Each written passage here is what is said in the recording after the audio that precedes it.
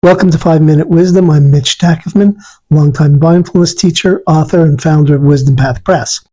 Each week, I'm going to share one simple principle that can help you live with more presence and more meaning. So grab your own cup of tea, settle in, and let's explore together. Why do I need a video, music, scrolling, or noise all the time?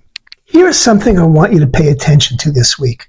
Not as homework, but as an experiment. Notice how many moments in your day have a soundtrack. You wake up and the first thing you do is put on a podcast or check your phone. You drive to work with music or talk radio. You cook dinner with the TV on in the other room. You go for a walk with your earbuds in. You fall asleep to a show you've already seen 12 times. Even the gym has music pumping. Even the elevator has music. Now ask yourself honestly, how much of that is you genuinely enjoy it? And how much of it is because the quiet makes you uncomfortable? I'm not here to shame anyone for liking music. I love good documentary.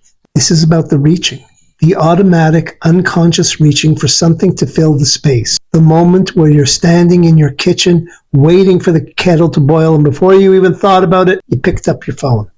Not because there's anything you need to see, but because 30 seconds of standing there with yourself felt like too much. In the Buddhist tradition, there's a word for this. It's called tanha. It gets translated as craving, thirst. But I think the most useful translation is reactivity. It's that automatic pull towards something, anything that will change what you're feeling right now. And the important thing to understand is that this isn't about the thing you're reaching for. The video isn't the problem. The music isn't the problem. The scrolling isn't the problem. The problem is that reaching has become so automatic, you don't even know you're doing it. And what gets lost in all that noise?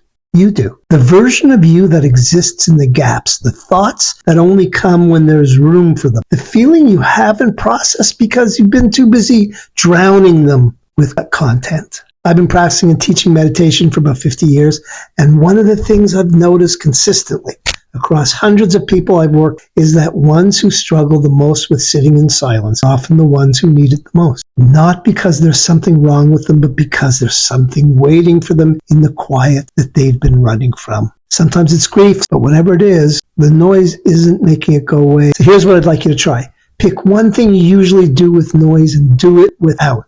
Maybe that's your morning coffee. Maybe it's your commute. Maybe it's cooking dinner. Just one thing, one time this week. Don't replace the noise with something else. Just let the space be empty and see what moves into it. You might not like what comes up at first. That's okay. The point isn't to enjoy the silence. The point is to stop being afraid of it. If this resonated with you, subscribe to our YouTube channel so you don't miss a single episode. Sign up for our newsletter at wisdompathpress.com and follow us on social media. I'm Mitch, and thanks for sitting with me today.